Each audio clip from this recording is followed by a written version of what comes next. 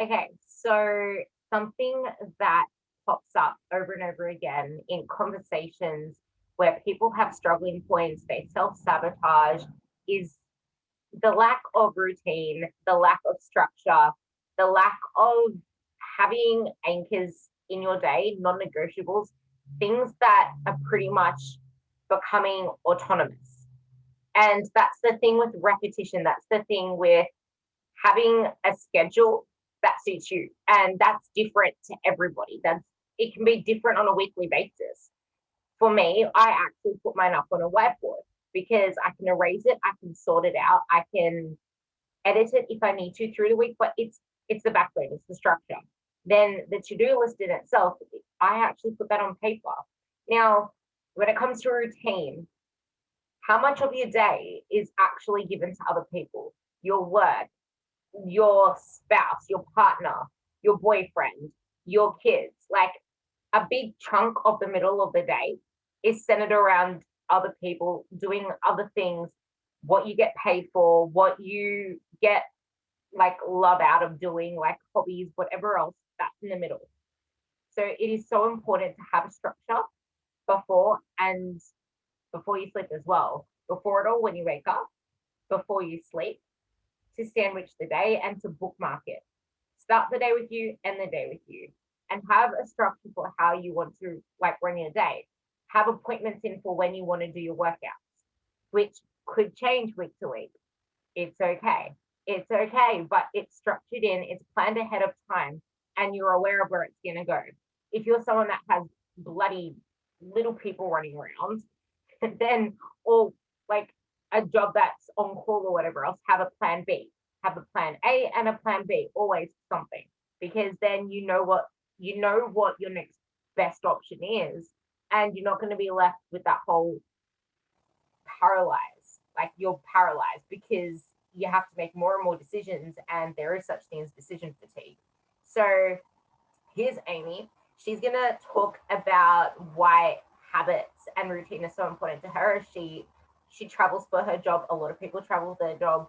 They have you have FIFO jobs. Like as someone who has a job that demands a changing schedule all the time, it is really important for her to have routine. But you can get judged. You can have people having their opinions against it. Anyway, I'll let her start talking and talk about routine habits.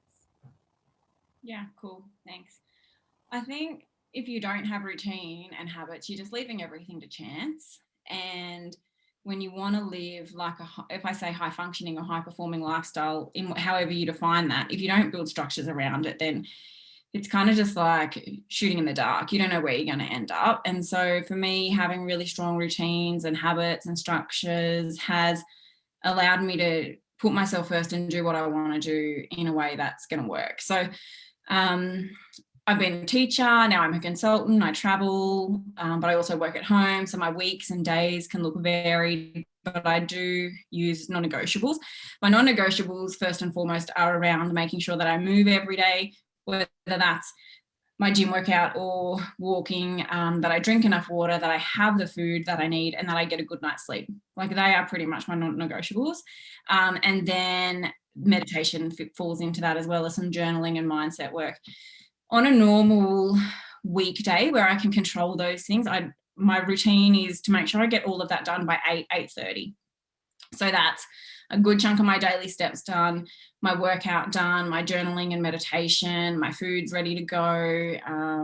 I've liked to have had a decent amount of water. I've had a good night's sleep, because my job is kind of reactive. So whilst I plan and plot things in terms of what work tasks I want to focus on, I can be called into a meeting at last minute, or I might have to drive to a venue and meet someone last minute, or something like I'll need to produce or create something. And so I don't always have control of my day in that time. But if I can lock in those habits before and then at the end of the day, so once it hits 8 o'clock, my partner's quite busy with his work and he trains for triathlon, so he trains way more than me. Once it hits 8 o'clock, the rule is no devices, like nothing, we're completely offline, and then we start to slow our evening down. Now that can be watching trashy TV, absolutely, like where we don't have to think and where we can have a good laugh. And then usually it's like a cup of herbal tea, dimming the lights right down. I wear blue light glasses at nighttime to get ready for bed, gratitude practice, and then journaling and sleep. And those are the blockers, like the pillar and post of my day, even when I travel. So when I travel for work, sometimes I can get into a place really late, or I might have an early start, but as best I can, I make sure that I am starting the day with some kind of meditation practice and moving, whatever that looks like. And trying to get to a supermarket to buy some like yogurt or packet of oats or a couple of pieces of fruit or something, so that I'm not leaving my diet to chance. Now, not because I'm completely, not because it's obsessive, but I think if I don't do these things, I don't function well. And that's what these habits are about for me, and making sure I hit those, not because it used to be, and Ruby will understand this because she's helped me so much with it. It used to be, oh, I don't want to put on weight and I'm so worried about what I'm eating. And it's not that now. It's like, if I don't do these things, then I don't function well and I don't get the most out of my day and I make dumb choices. I was just about to say, so from where Amy's come before she started putting herself first and having a routine, it was very on the spur of the moment and very reactive, even in her lifestyle. Like, her self-care wasn't put first. She wasn't able to put thoughts into being creative. She wasn't able to actually figure out who the hell Amy is. It's like, who's Amy? She didn't know who Amy was. Like, her food was pretty much all over the place. She didn't know what she wanted with her food because it was always focused on her body, not her food. She was always complaining about the training in some way, because her, like, training wasn't a focus in terms of, I need to perform well, I need to, like, push myself to be a better version of myself. It was more, okay, I'm gonna go exercise, not train. I'm gonna go work this off. I'm gonna go burn some more calories. I'm gonna keep this really fast pace. It was very like very group style, quite like class type. Versus now, she's actually doing weights progressively and lifting heavy shit, and you can actually tell she's put on significant muscle mass. She's so much leaner. Her waist has come in massively. Did I just say you put on a shitload of muscle mass and your waist came in? Who would have thought? I thought it would make you bulky like a female. No, like, her whole body shape has changed. She was like this. I wouldn't say skinny fat. She was like medium and holding a lot of body fat. Whereas now she's got the body composition of it. And that's the thing, like, you are your habits. You are your priorities. You don't let life dictate what you do. You need to take ownership of your life, because then you take ownership of your body. If you're not in control of what you put into your body and what your body does, what are you in control of? Like, you're literally just floating through life like this and getting pushed around in all directions, and then you wonder why you lose your mind. Like, look at the space around Amy, for example. It's organized, it's clean, it's decluttered. You are your environment as well. If you have a cluttered environment, your mind's going to be cluttered. Same with social media. If you have a cluttered social media feed, if you're scrolling through all the shit and getting directed in this way, that way, hey, look, an ad popped up. Huh? She's telling me I need to lose 30 freaking pounds in a week. Like, you need to actually control your social media too. You need to make sure that you're looking at what you want to look at. I actually have my homepage of my, you know how when you open Chrome and stuff, you open it up to like a homepage. Mine is my chronometer for tracking my food. My food tracker is the first thing that pops up. The next thing that pops up is my Team Ruby inner circle. So I don't get directed to the Facebook newsfeed. I get directed to the inner circle. So that's the first thing I see in my day, not bullshit that comes up with my feed. And I only follow shit that I want to see anyway. Anyway, as I was saying about her whole transformation, that wasn't just a transformation of body. And I didn't even mention body focus once right now. It's all about her habits, her routine, everything around her that's made her who she is now has thus reflected in her body. I remember when I got her to get a heart rate tracker. Now, it's not about you should never focus on your heart rate getting jacked up during your weight training. You have to know what to look for when it comes to that. For me, I was looking at how it would be like here and then here for a while, and then wait, here and then here for a while, and let's say here, a little bit here, Like you could see she was taking so much rest and not pushing herself in the gym because her heart rate didn't even get that high, even though that wasn't the goal. Before you know it, I'm like, okay, we're ending this phase. We're going to start the new phase. But because it's the last week, I want you to literally take every set to failure. Every set. I want every set to failure. And she realized that she was massively undercutting herself of strength and gains. So then I elongated it one more week and told her to do the same thing. And what would you know? Her to failure wasn't actually to failure because she ended up doing even more weight. And then I didn't have to tell her to do that ever again because she applied that mentality of, oh my God, I've been undercutting myself to all the rest. Like the key to actually transforming your body is lifting really heavy, but that's relative. It's not really heavy. Hey, look, Ruby just lifted freaking 200 kilos. Well, I didn't lift 200 kilos. I'll say something more relatable. Ruby just lifted 100 kilos on a deadlift. I'm going to go lift really heavy and do 100-kilo reps.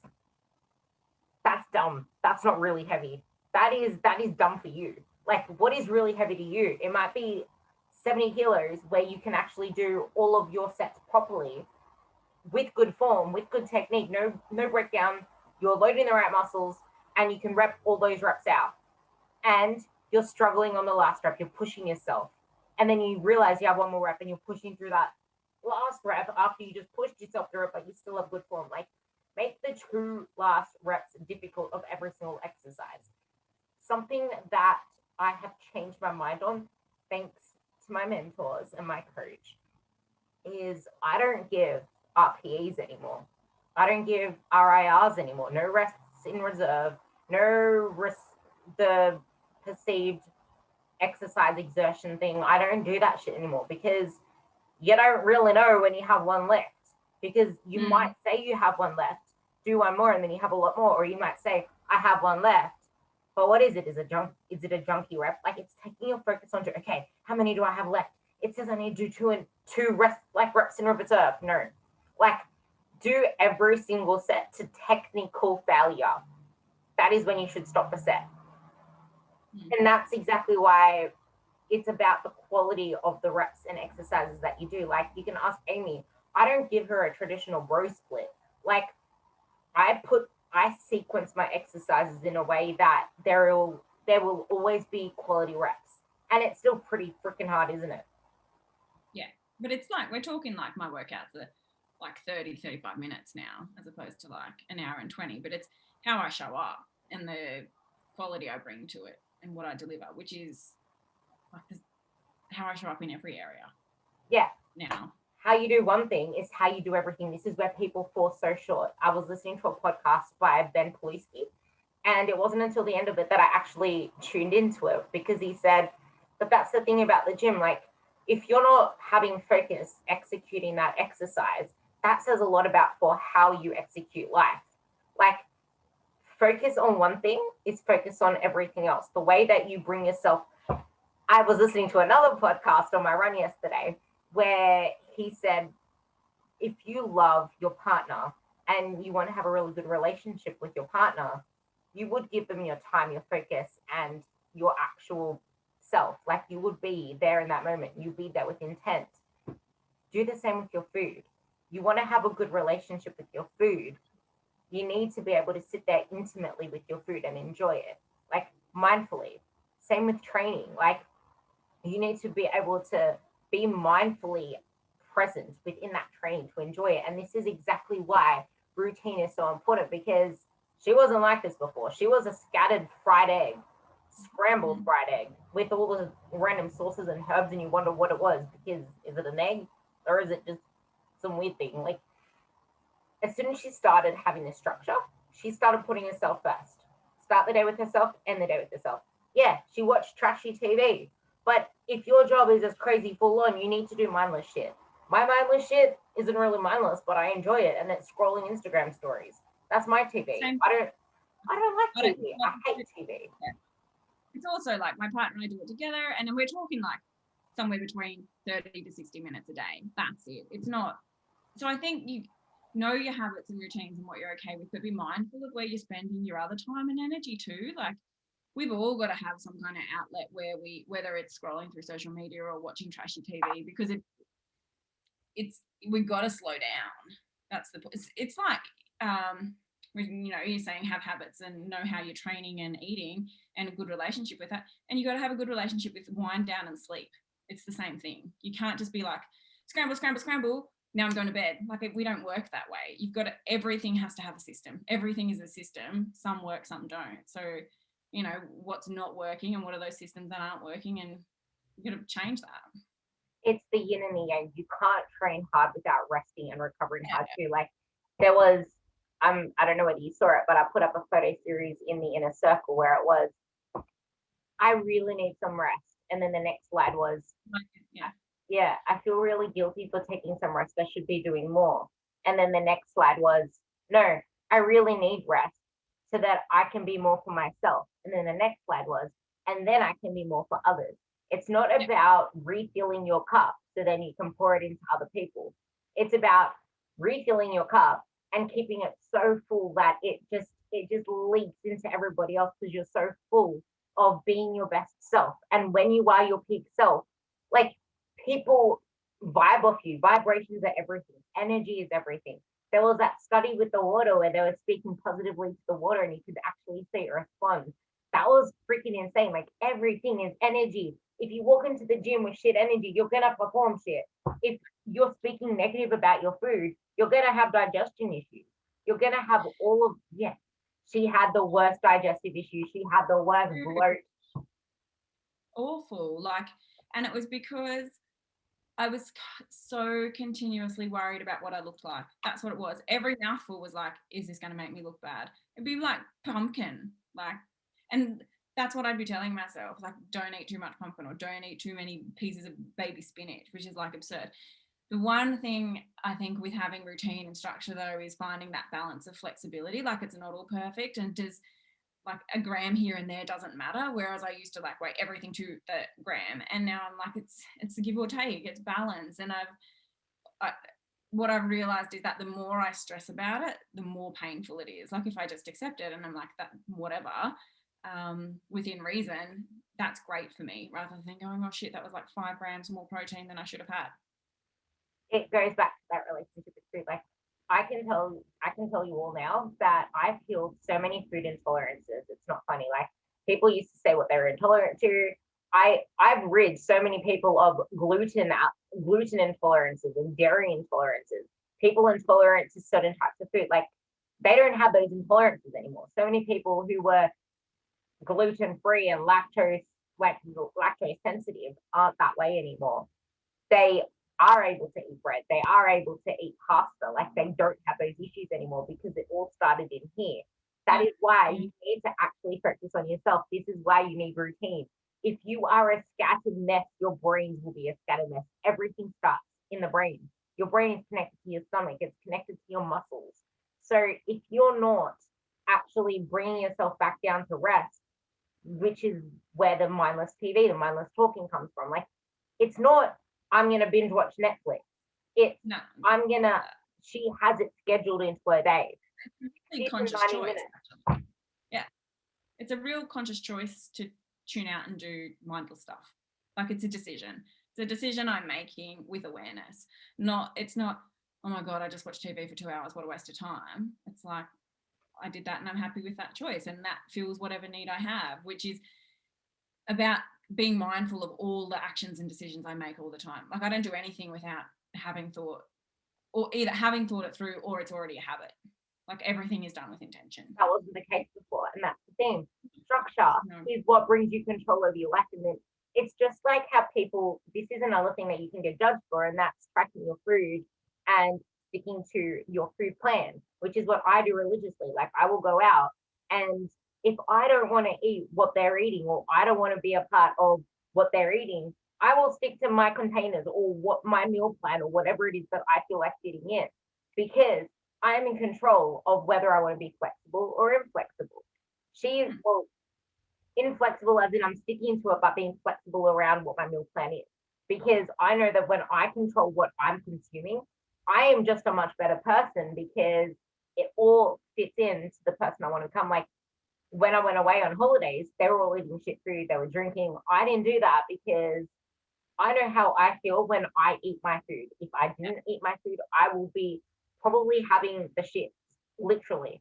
I would feel shit the Yeah. next day. I would wake up with a food hangover or whatever else it is because I'm not giving my body what it needs. I will probably not be able to perform as well when I go to perform. I will recover like shit and I'll set myself back. I always ask myself, and I ask my clients too when they send me meal photos and they're working on the small habits, how did that make you feel? Or I Mm. had a client that did her first workout ever. She's never worked out in her life. And she was putting herself down because she couldn't do a basic like body weight squat. And I got everything regressed. I'm like, girl, you did so freaking well for what you literally just put yourself into for the first time. You should give yourself a pat on the back. Like you need the positive rewards as well. And that's reminding yourself, how did it make me feel? How did it make me feel? Because then that's your positive reminder that this is why I do what I do. Because Amy can tell you that when she doesn't fill her plate with colored veggies, she comes Mm. in with digestive and poop issues. Yeah. And And yeah, and like that happens sometimes if I'm on the road and I can't get what I need and I haven't planned properly. I just have to accept that that's what's happened. But I'm like, but I own that because I didn't plan properly. yeah, That's on me. she doesn't complain about it anymore like she used to when she used to obsess over it. And then it would Yeah. linger on and then probably affect her menstrual cycle because she's so stressed out.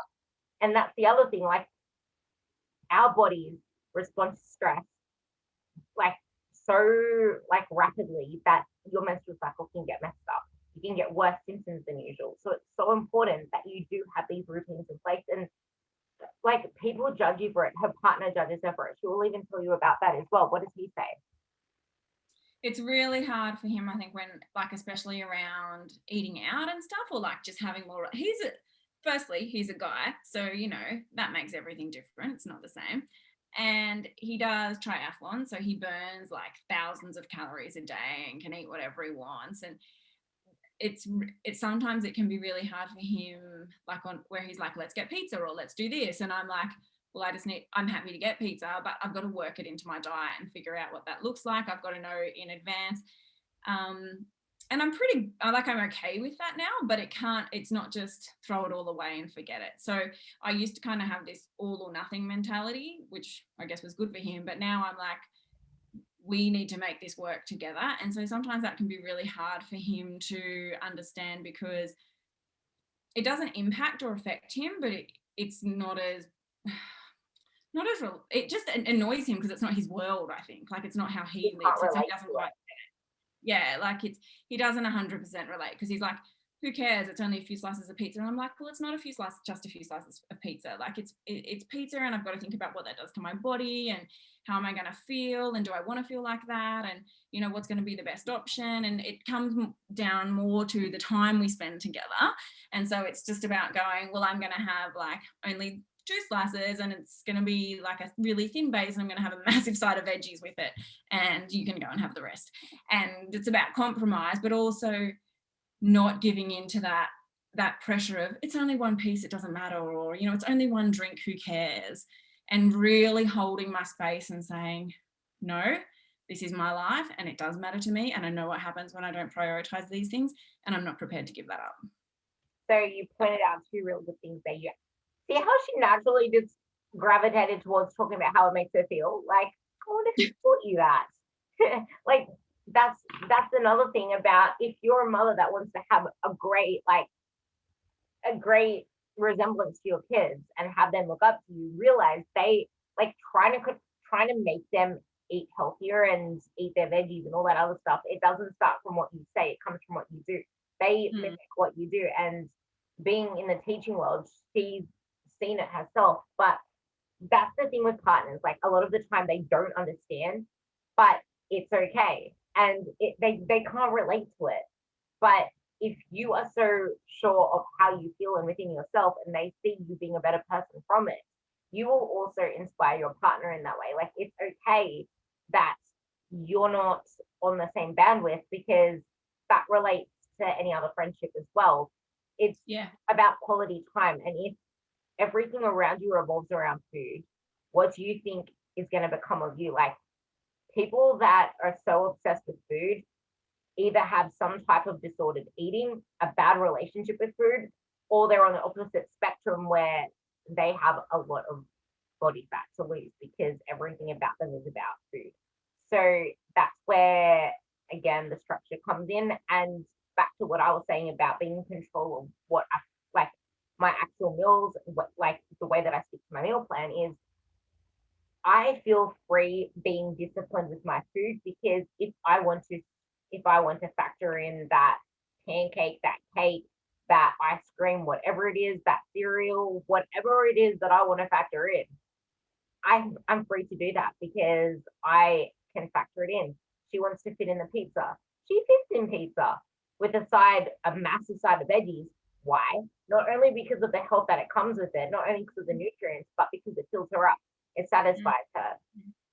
And if she doesn't do that, she'll have poop issues. She'll be hungry and want another slice of pizza and probably the side of garlic bread. Like everything comes with a sacrifice. Do you want a slice of pizza that's like 300, 400 calories? Or do you want a massive meal? I want the pizza. Okay, cool. So have the pizza and add in a shitload more veggies and salads and stuff so that you can actually have the quality from that meal plus still be full so that you're not going to be like, oh, that was only a slice of pizza. I want more. You're still going to feel satisfied and you still have that pizza. Like, don't restrict yourself from shit because it's just going to make you crave it more. But just know that everything comes with sacrifice. Yeah. And I think that's having structure and flexibility together. Like you've got to have that structure and that routine and know what it is. But if you're going to be flexible with it, you got to know the sacrifices you're making and how far you're willing to stretch that. And is it hunger? Is it volume? Is it time with other people? Like, does it push on your sense of feeling like you're fitting in? You know, we feel that pressure in society or when we're with friends or partners to do what they do because otherwise they won't like me. I mean, and that just isn't true. But being confident enough to say, nah, this is what I'm doing. That's actually a big thing with a lot of people. They aren't confident enough to say no. People aren't confident within their own choices, that they get pushed around by things. And a lot of the people that have trouble losing weight are people pleasers. Like yeah. A lot of the people are people pleasers, and they're usually the hardest ones to work through. So they will continue to have their issues and they will continue to jump onto people's coaching programs and then fall off again because their life isn't dictated by them, it's dictated by other people. And the issue isn't having to see a coach, it's having to see a therapist, someone to help them through those issues and those bottlenecks and struggle points so that they are happy with who they are and don't have to please other people because it's always going to be their weakest link and you are as strong as your weakest link. And that's the flexibility again. Like I was saying to another girl that you can't, how are people supposed to respect your boundaries if you don't even know what they are? And that's something that I've been working on even more now. I've just set more boundaries for myself because I want it and I need it. Why? Here's the why. It's not just, oh, it's there. I'll stick to it. I feel like it. It's no, it has a purpose because my purpose is my clients. I freaking like there is nothing that describes how much love I have for what I do. Like it pours out in everything that I do. Like I feel my heart being given to my clients all the time. And that is why it's so important to put myself first because it's always with them and it's always worrying about what they do. Like if I don't center myself and practice what we're talking about, I don't know how I could put one foot in front of the other. Like I care that much about what I put myself into with them. And I'm always worried about, oh, this person's being quiet. Oh, I need to reach out to this person. Oh shit, I need to fix this. Like this is where the writing comes in. This is where structure comes in. Because otherwise you're going to be a frantic mess. Like my boundaries now allow me to actually be a better coach with education as well. Like I'm able to give them whatever, like I have a whole belt of tools now. Which tool, and it's knowing which tool to use for which person. And that's what I've been like, that's what my whole study is about. I spend most of my day doing the business side of things, doing the coaching side of things, not the actual, like spending time doing this and this and this and the physically stuff. I save time blocks for that because if I'm a better coach doing the coaching stuff, doing that, okay, I need to figure out how I can program this. I need to learn more here, learn more there, be better as a coach. I'm going to relate this to everyone else soon, be better as a coach, so then I can actually be like have higher quality work. Everything is about higher quality work. Mothers, people at work, everyone else.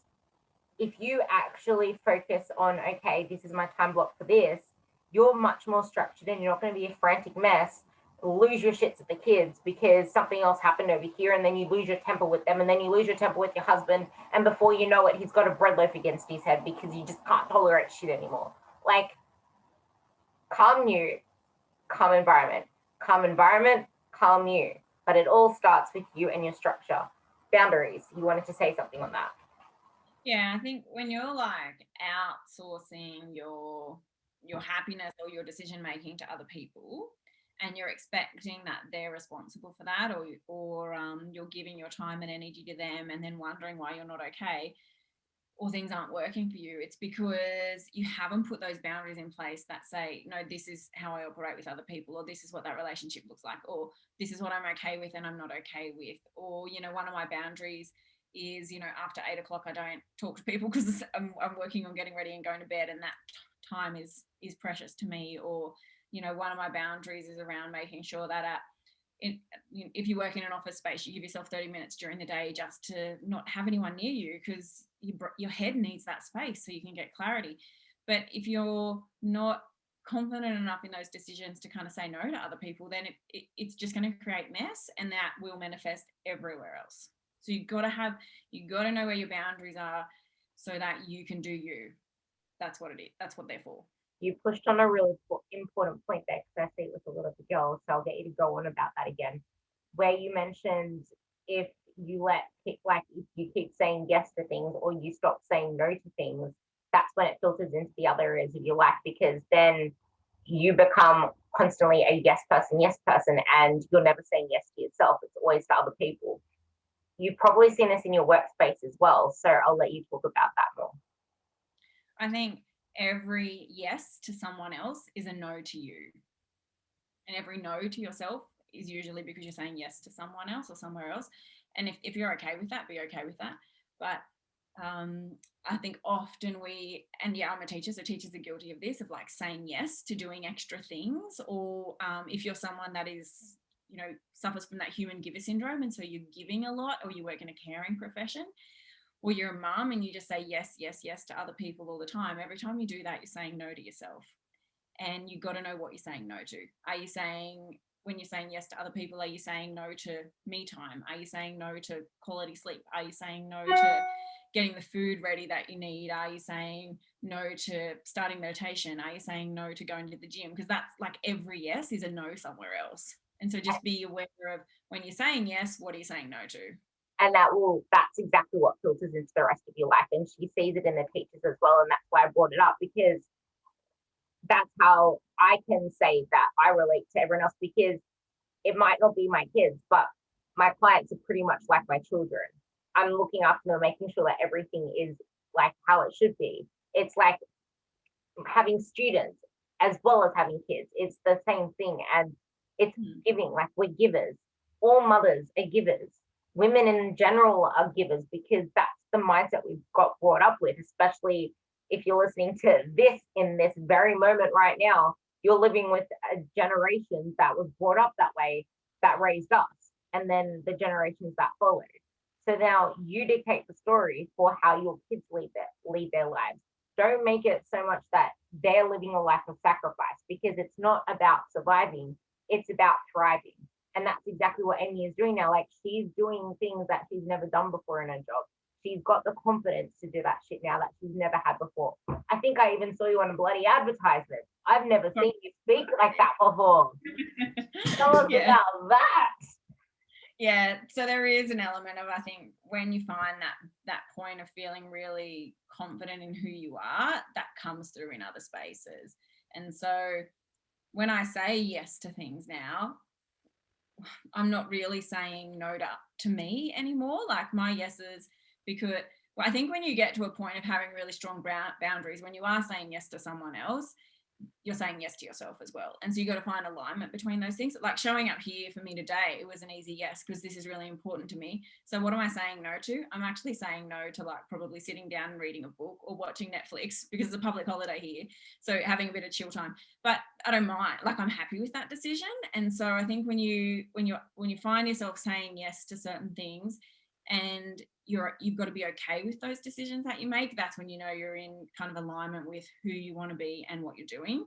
And there's a really sweet spot of confidence that comes through there, and that will show up in different ways, and that's pretty cool when you find that. Literally, like she said it herself, she aligns this with her values. If I'm saying yes to, like, I did an IG live with someone today, I said yes to that because I'm spitting out information that could help someone. I'm talking about my experiences, my knowledge. I'm able to get it out there. I wouldn't say yes to that stuff before because not, I guess it's not only because it wasn't like, it wasn't something I was confident in, but at the same time it was because I needed to be confident in it. And I'm not going to spit shit out of my mouth until I'm very confident in my place. And now I'm finally at that point where I could say I can ramble on about anything and everything and feel like I have a place to say something because I've put in that work. And it took a long time to get here. And this is the same with everything else. Like, it takes a long time to get to a place where you're able to do that. Like, I'm doing IG lives now, I'm doing podcasts now, I'm interviewing some of my clients now because it's freaking powerful to get this shit out there and people need to hear it. And that is, why am I doing it? Why am I putting my time into that instead of doing something else? Because it's my purpose. My purpose is to have an impact on the world in a positive way. This is positive. It's the same with her. She has that same value. We are givers. We're people that nurture, people that care, people that want to get out the word that not a lot of people talk about because it's so important. And well, actually, the reason we are so willing to talk about this stuff is because we know where we came from. Like, yeah. She's made a whole revolution from caterpillar to butterfly. So have I. And we want to help other people become the butterflies too, because it's freedom, like it is. And yes, we still have our work to do. Yes, we will always still have our work to do. And that's the beauty of life. That is life. There will always be challenges. If not, you'd be dead. Like, challenges are what grow you. Challenges are what push you forward. And going back to the fact that she did this crazy ass ad and actually spoke on it so confidently, she said it filters into other areas of your life. Her career opportunities have went from here to here.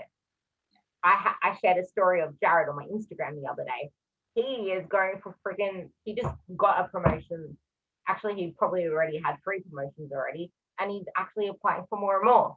A lot of my clients have left jobs for better jobs.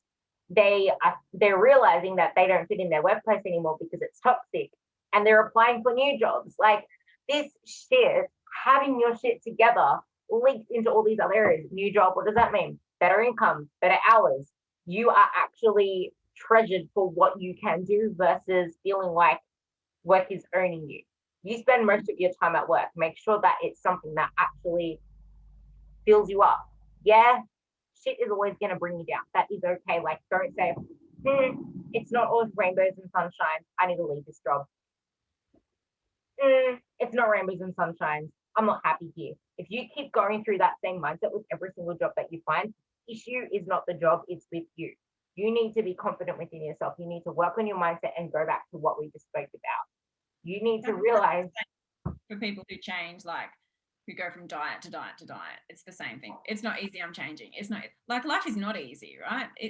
It's hard work. When I talk about well-being and improving well-being and mindset, it's bloody hard work. That's what it is. It's not easy. And so if you feel like this is painful, or if you're struggling with it, or if you're trying to set up a routine or a habit and then it falls apart and you got to start again, you're doing it right.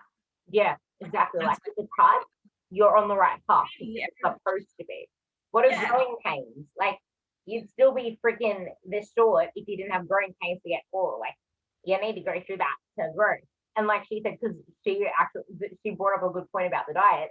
That was her yo-yoing. It wasn't the diet that was wrong. It was her mindset. She was the problem, not the diet. Because diets work, but because there's something wrong in here, you picked things that aren't sustainable because this isn't sustainable. She just wanted Oh my Quick God, this fix. is going to make me fat. She wanted the quick fix. Everybody wants a quick fix until you actually are patient with yourself to go through the slow process, to let go of everything. You have to unlearn everything that you knew to become the person you want to be. You have to let go of everything you were to become the person you want to be. Like there was someone saying in the group today, how long can I keep a protein shake shaken without it shook, shaken, that thing, without it going off and like just shake it, leave it in the fridge, you can have it later. Oh, really? My old coach didn't say that. And then someone made a joke. Oh, what about the 1 hour window? What about the 30-minute window? I have to have it straight after my workout. And then a couple of other people chimed in saying, yep, I got that, told that too. Like, their shit, like, okay, she looks really fit. I'm going to listen to what she says. Like, Chinese whispers is a thing. And the wrong shit does go out. Like, it's not, it's when you're looking for that quick fix and when you're not looking for sustainability and actually realizing, I think I need to actually become more confident in what I'm doing. I need to make sure that I have some structure here. I need to start looking within and seeing what is it that I actually want to do. Do I want to feel like shit every single day? No, I want energy to perform. Maybe something needs to change. Maybe you should actually start fueling yourself for that and letting go of the whole restrictive mentality, because it is a thing to fear food. And that was my post today. Like, you can fear food. And if you're wondering why your digestion is a mess, it's because you're not having a relationship with food, and your body knows it. Like, your body is smart. Yeah, absolutely. And you you mentally have a relationship with everything you do, whether you're aware of it or not. And that's why if something isn't working for you, it's probably not. I mean, it's twofold. It's what you're doing, and then how you think about it as well. So they both go together. Yeah. I was I'm trying to study more into neuroscience. So I'm really trying to study into neuroscience, like a different language. So I have to repeat it a few times, but it's so freaking interesting. It was relating to David Goggins as well. But he was trying to figure out how David Goggins was so like hard and on point, but he hacked the system. There wasn't really a system to hack. He figured it out. Like when people say they hacked something, and if it's actually the thing, they didn't hack shit. They just figured out the proper way to do something, and it's not an 800-calorie diet or a freaking cookie diet. He found out that behavior comes before emotions and feelings. Who would have thought? Like, you can't feel a certain way if you're not going to do the action first. It's like, I think I'm going to feel that way if you haven't acted already. Like, actually think about it logically. How can you feel a certain way if you haven't done the behavior yet? How can you feel motivated if you haven't freaking done the work yet? Like, do the work. Then you'll feel motivated. Then you'll feel good about yourself. You think I want to put myself through the freaking torture my coach gives me? Like, he's sadistic. I'm telling you. He just gave me 7 kilometer, like 7 lots of 1 kilometer sprints with only a 2-minute rest in between them. A 1 kilometer sprint, which isn't even a sprint, with hardly any time to freaking breathe, and then I have to repeat that 7 times. Like, who does that shit? Like, shit is meant to be uncomfortable. You are meant to feel uncomfortable doing shit. Like, you need to have a certain drive for that. I feel amazing, not during it, but I feel amazing after it. When I finish it, it's like, holy shit, I just did that. Like, I just pushed myself through every moment of wanting to quit, because I've developed now the identity that I'm not a quitter. And I didn't get there overnight. I remember when I was starting out that I would do laps around, there's a roundabout near my old gym that I used to go to. I used to do laps around it, contemplating whether I should go that way to the gym or come back this way to go home. That way to the gym or this way to come back home. Like, I've been there. I've sat in the car for hours before I walked into a gym. I remember a few times I drove to the gym, cried, came back home, cried more because I just gave up on myself, which is something that I do, and then I felt like shit for the rest of the day. And I've done that a couple of times actually. I remember a few times I actually whined about it. I saw it on a status about me having my workout and being so itchy in bed because I came back to bed instead of going to the gym. I'm like, well, great. That was always the pre-workout. But like, seeing shit like that reminds me of how I used to be. And so many people forget where they started. But I remember because I was someone that always quitted. And then I kept developing quit. And then I kept developing the identity of someone who doesn't quit, someone who pushes through. because I kept taking the selfies after my workout. I kept refocusing on how is this making me feel? Who is this person that I'm becoming stronger, pushing through the pain points. And that relates to so many other aspects of life. You push through pain points, you figure out more strategies, you become more strategic. That's the way the brain works. You have to act yourself into feeling, into the emotions. And then that's what forms your perceptions. If you're not doing something and you're not enabling a feeling about that process, you're not having an adequate perception of it. Like Amy will tell you how much her relationships improve from it. All her relationships, not just her intimate ones, and her job. Like from the person you used to be, what was it like back then at work, in your relationships and everything else, to now? How are you showing up life differently? I think just in like all relationships in general, there was probably a sense of, am I good enough? Like that fear of being judged, and like so worried about what other people were thinking about me, when in actual fact no one was thinking about me because we were too busy thinking about ourselves, so it didn't really matter. And so when I let go of that, I can actually show up and be my real self, but also more genuinely there for other people, which I think is the difference between like showing up now because it's about genuinely helping this community, as opposed to showing up and thinking, what do I get out of it? And so And we when you think about purpose, you save yeah, so much more energy, you save yeah, so much more time.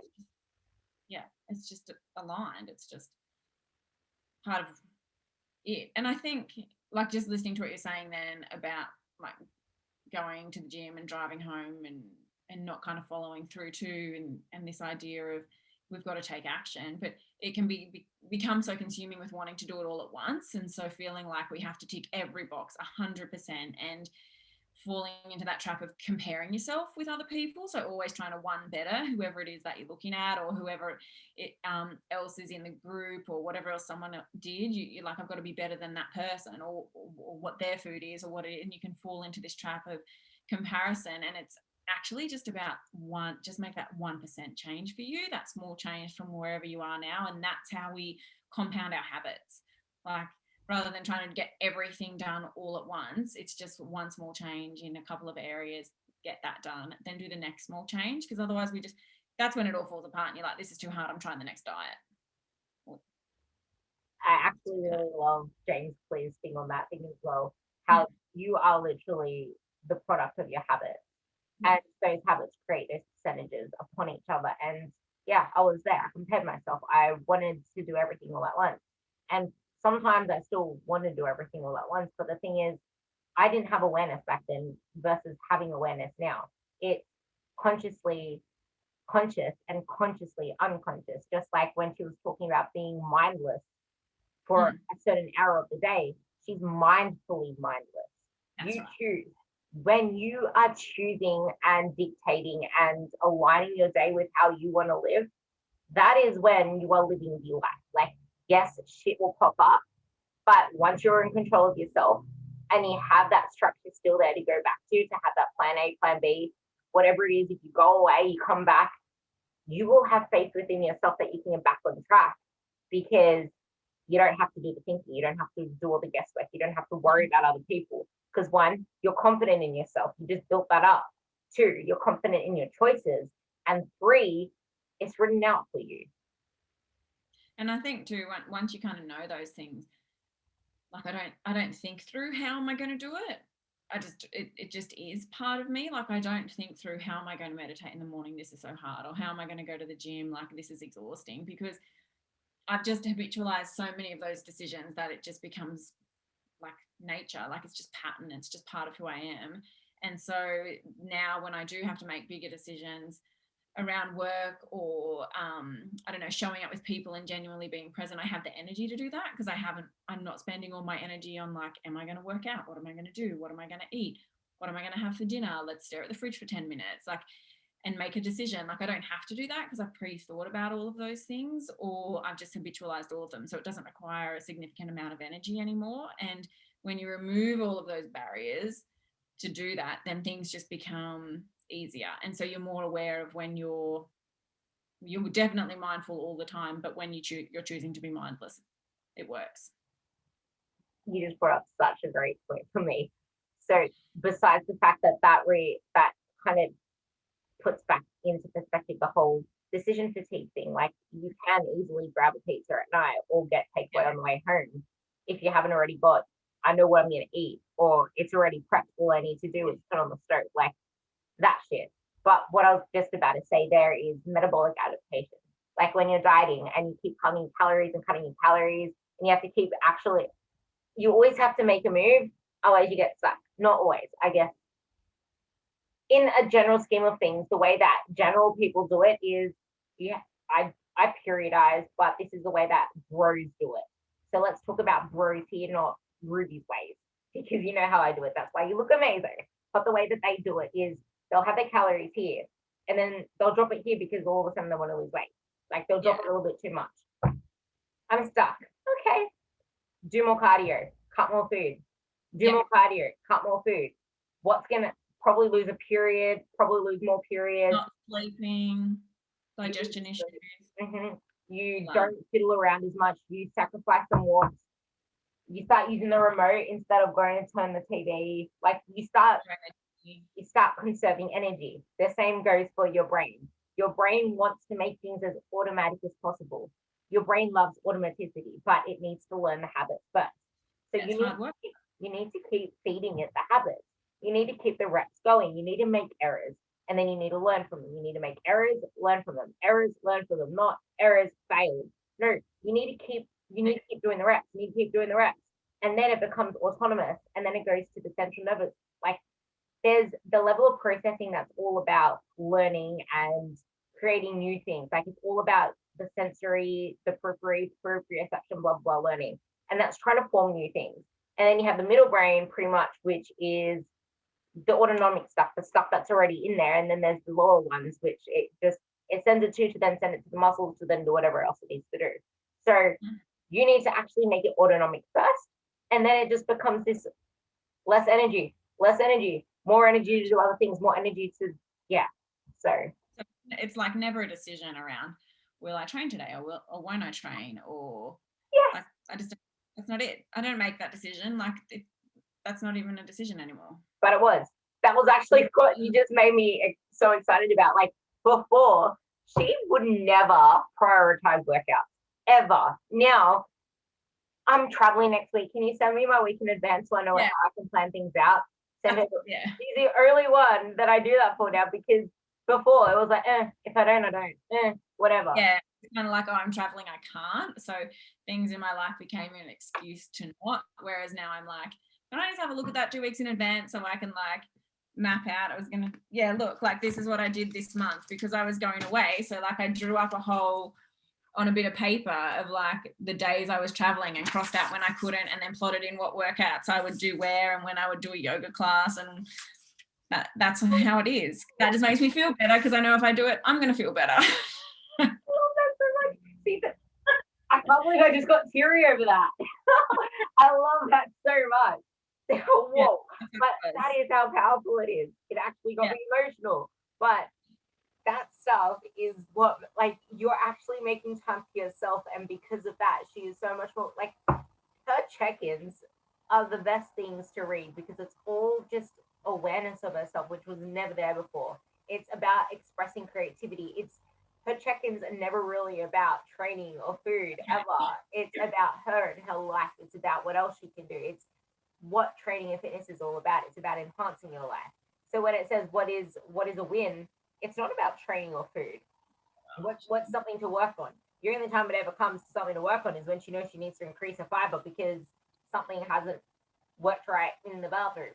But that's fine. Like everything else is, I need to do this. I need to do more self-care. I need to make sure I do this. Like it's life stuff. And there is life wins. Everything is life-centered now. And that's what it should be because my workouts are there doing their job. The nutrition is doing its job. I don't even get photos from her anymore. She does selfies because you can actually see the progress in everything that she does. She can see her body changing. She can feel her body changing. She's getting stronger. Like the comments that she leaves on her workouts, I think it is this week. She's just like, I need to put this up. And then I saw that about 3 workouts in a row. She's realizing that she can go up in weight. And I read all the comments. And I love them. Like, they're actually ones about realizing she has more in the tank, or she needed to bring something back to feel it more. Like, she has more body awareness. This is where everything fits in. When you are so in control of yourself, magic happens. She is a walking testament of it. Like, she has never been more centered. And I'm sure a lot of people would be wanting to be in your place with the centeredness now. And that's the thing, like, you need to do the work, and it's not easy, and you need to push through those tough points because you need to choose your hard, and there will be sacrifices. It might be saying no to your friends drinking on the weekend, but you need to say no more times than you say yes at the beginning. You can't afford to say yes a lot at the beginning because you still need to learn these patternings. You can't give yourself a buffet because then you'll eat it all. You need to pick and choose exactly what it is you want to put onto your plate. No buffets, just that one meal, nothing else. Focus on it, get that shit done, and then you can start adding more complexity. That's with everything. Yeah. Is there any concluding sayings or things or learning points or anything else that you want to bring from your work or your personal experience? I think, like, with what we talked about a lot, is really just knowing that what works for you might be what works for someone else. So don't try and adopt someone else's habit or system or routine, because it's got to work for your life. And know that it might take a few times to try and set it up, but use the group for accountability. Like, accountability, if you're not someone who's naturally disciplined or it's brand new for you, use the group for accountability, because that's what it's there for. That's what, Ruby set up and has designed, and that's really important. But know that it's about building new neural pathways in your brain, and it's going to be hard, and sometimes it won't work, and that's okay. And the more systemized you get about it, the less energy it takes, and then that's when you start to feel centered and grounded. And when that happens, that's when you notice it ripple out into all areas of life. But it's hard work. Like, it's not easy, but it's so rewarding when you do it. So be patient and kind to yourself, and I think accept wherever you are and allow yourself just to do the next one thing, not everything. And like, do the best next thing that you can do that's probably going to add the most value to the most areas. Get that bit done. When it doesn't require as much energy, do the next thing. And that's all we can do, right? That's the key part, when it doesn't require as much energy. Yeah. Because too many people are not waiting long enough. When it doesn't take too much energy to do that one thing, then you can look at the rest. Stop rushing the process. Stop rushing the process. Like, you've got to go through this. Like, I know it sounds like how I live my life now is great, but it's been years in the making. And you've got to go through, like Ruby just said, that really regimented phase. You've got to go through that really, I think, high disciplined space of having solid routines and structures, so that when you are okay with that, you can become more flexible, because actually it's not hard work anymore. Yeah. So you got to get to the point where it's not hard work and it's not energy, and it's just part of who you are, to experience the flexibility of it. Otherwise, if you go in with thinking, yeah, I'll just kind of do it when I want and I can be flexible with it, you haven't set up those structures. I'm going to try not to go on a massive rant and massive tangent to make this like another hour long. But holy shit, she just said something amazing. And like, the way that I had to push her at the start, because I was like, nah, strict. Like, everything was so strict. It was so strict to the point where everything she ate every single day was pretty much the same. Like, she was so strict with everything, and that's the same with, like, sometimes go like people that don't already know how to count macros. I could go straight to stick to a meal plan as it is, no stuff, like, stick to it. There's flexibility within it, saying you can swap these veggies, you can swap these fruits. Like, I give every meal plan a heap of flexibility, but you don't change out of that. And then once you learn how certain foods make you feel, certain foods will make you feel amazing. And then you'll realize that, hey, I'm not bloated anymore. Hey, I'm starting to fit into my clothes. And all these other amazing things from the food. You're feeling better. You're sleeping better. You got your libido back. Then you'll start to actually pick those foods moving forward. And then you can move into your own flexibility, whatever that flexibility means to you. But you need to be comfortable being uncomfortable first, being strict with yourself to get there. Once you're strict with yourself to get there, then you can actually let the reins go a little bit to actually allow flexibility in, because you still need to be disciplined to allow that flexibility. So I flexibly disciplined. Yeah, flexibly disciplined. That's the thing. Like, you can't just say I'm going to fit all the students like that, like I hate IIFY, I might call it flexible dieting, not if it fits your macros, because there's a different, like, there's a different level of flexibility that kids can have, for example, compared to adults. Like, you need to make it all in respect to you. So I guess we'll leave it at that. Do the next best thing and be flexibly disciplined.